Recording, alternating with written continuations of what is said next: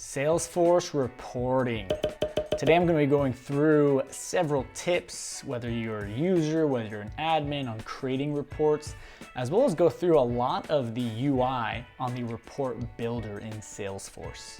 So let's go ahead and jump into it and talk through what we can do with these Salesforce reports.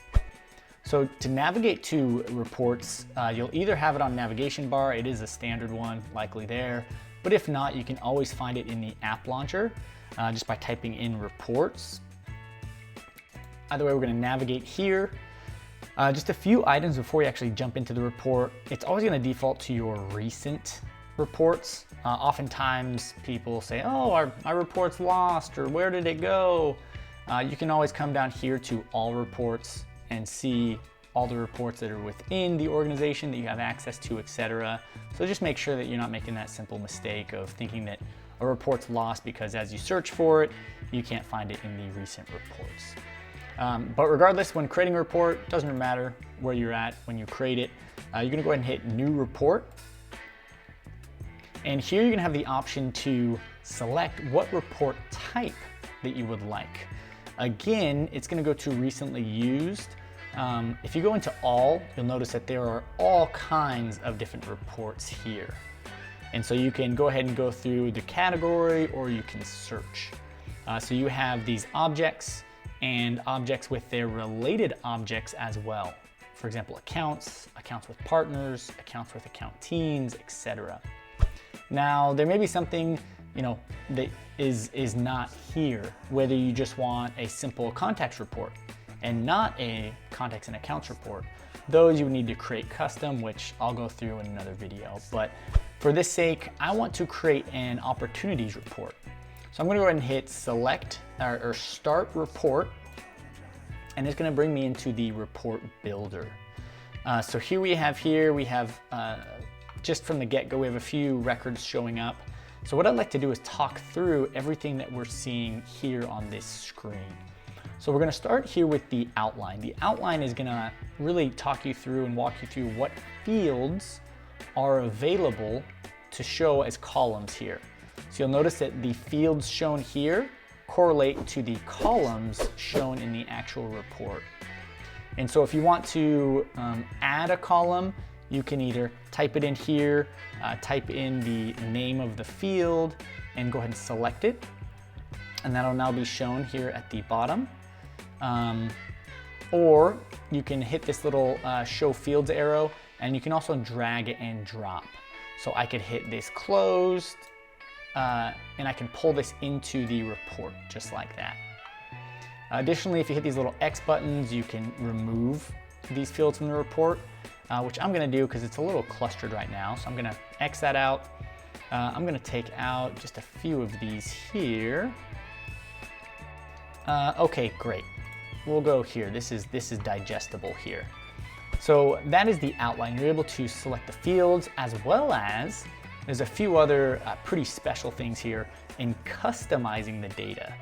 There's the ability to add a bucket column, which I went through in another video, which essentially allows you to group and customize groupings of a particular column, as well as summary formulas and row level formulas.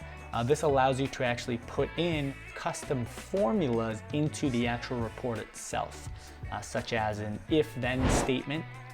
If this column has this value, output X, Y, Z, whatever you would like. So some customization that's really nice here. Now, what I'll say is that most reports, how you see them and how you visualize them is making sure that you have a grouping or a group rows. And this is very important when analyzing data, because as you'll see right now, there's actually no way to add a chart and to visualize this data without a grouped row. So to add a grouped row, you can either type in right here the name, and if it's already found down here, it'll actually move it up here. So I'm gonna hit stage, and stage is gonna now jump up into this grouped row. Now you can have grouped rows as well as grouped columns for matrix report. For today, I'm just gonna go through these grouped rows. And so now you'll notice that it's now grouped by a particular stage. And I can also now add a chart if I would like. So I'll just hit this chart, give you a few examples with this chart properties, different columns, etc. Kind of nice here.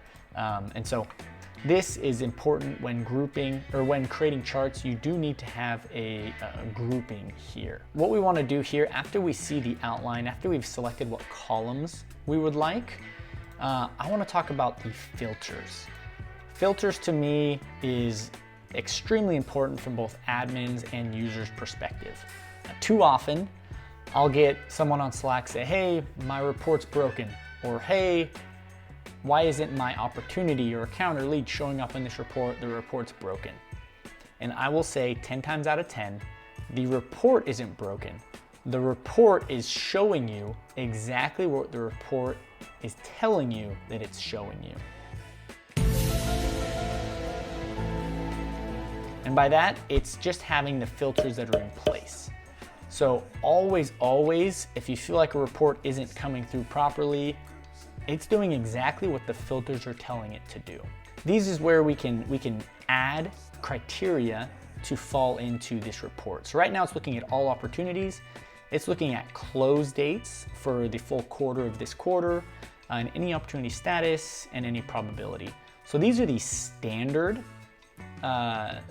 filter, the standard fields that this report is filtering off of. I can click into here and I can update.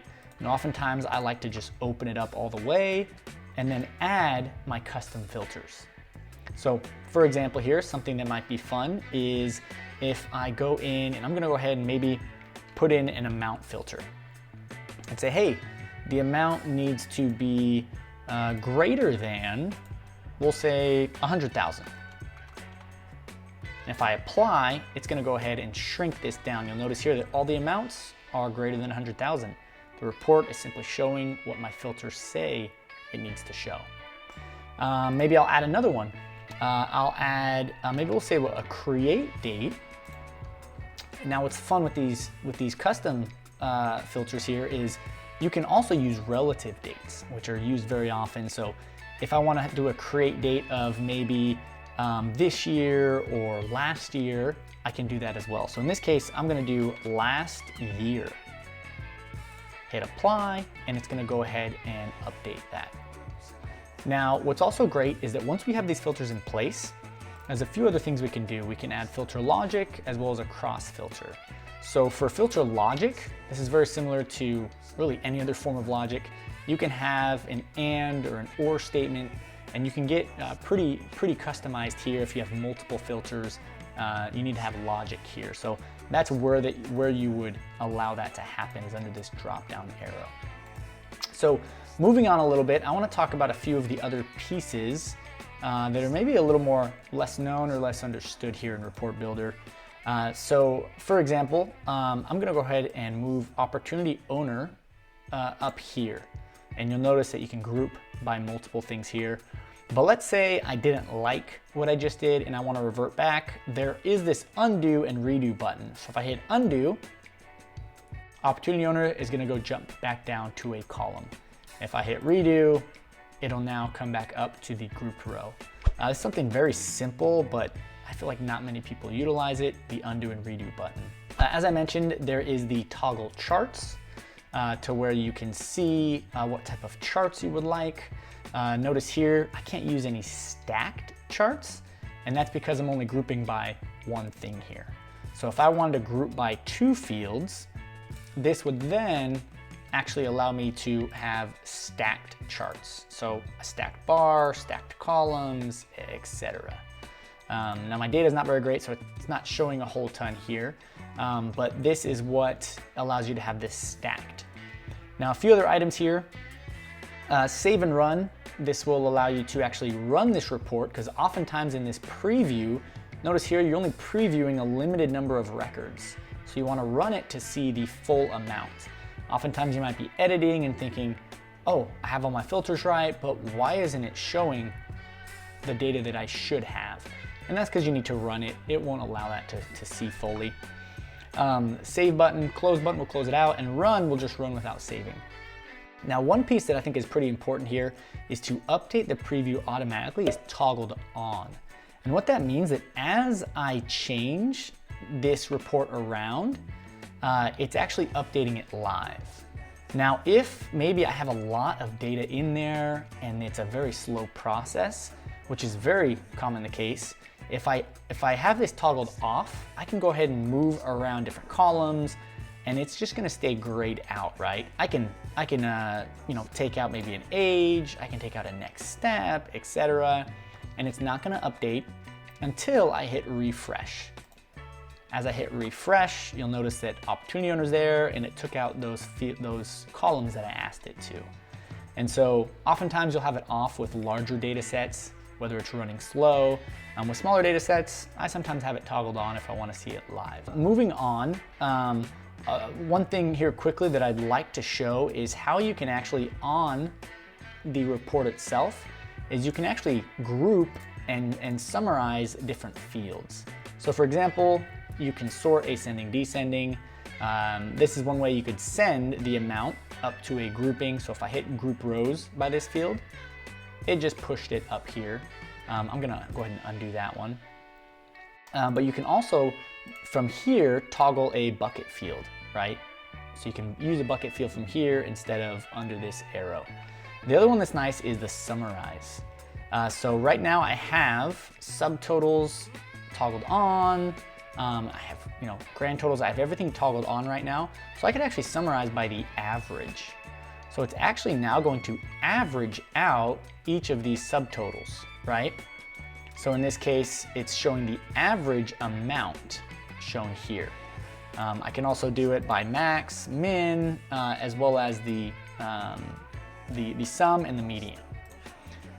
Now, another really nice feature that you'll see often is making sure that you can group by specific calendar weeks or calendar dates. And so how to do that is I'm gonna grab this close date, throw it up here in my grouping, and under here I can group date by, and we're gonna go ahead and see that it's gonna be, let me scroll down here. I can group date by calendar week, calendar month, or calendar quarter. So if I do it by calendar month, this is really nice because I can actually see this now by the months. For example, October 2022. So one feature that's really nice in reporting is grouping, and especially with the dates. So moving on from here, if I go ahead, I'm gonna go ahead and hit save and run. You're gonna wanna put in a report name. I'll just put in new op report, and I'm gonna actually say grouped by date, and I'll say stage, and I'll go owner actually, and I'll do date and stage. Please always put in a description. So I'm going to say op report grouped by date, by close date, stage, and owner. And from here, you can decide what folder you want to put it in, whether it's private or if you want to share it in a particular public folder. So I'll hit save here. Again, I hit save and run. So it's now going to run all of the data that I asked it to. Now that I'm here on this view, a few important things to note. In my mind, anytime I come to a report and I'm a little confused on the data I'm shown, please always open this filters. You can open it without altering completely this report. Please always open the filters bar just to see what it's actually filtering off of. Again, anything you edit here is temporary, right? I could go ahead and hit this X box and take out these filters, right? But I'm not on the edit view. I'm just on the view, I'm on the view. I'm just looking at this report. So for example, I took out those two filters, but if I go ahead and hit refresh, you'll notice that it's not gonna save those edits because again, I was not in the edit page. So here they are back. The only times that these things stick is when I'm in the actual edit page. So again, back here in the edit, if I were to alter these things and then hit run, and if I were to hit save, it'll actually save the updates that I made. That is really at a high level, just a few tips on when you're creating reports, how to structure those, where to look for certain features, and making sure that as you analyze data, you're making sure that you're aligned with what you should be looking at, whether you're an admin and particularly whether you're a user, to make sure that you understand the data that is being analyzed and how to visualize that. I'm gonna go ahead and create a few more report and dashboard videos. I hope this has been somewhat helpful. It's always nice to go over just the UI and what's actually able to be done in Salesforce reports, and I'll catch you next time. Thanks.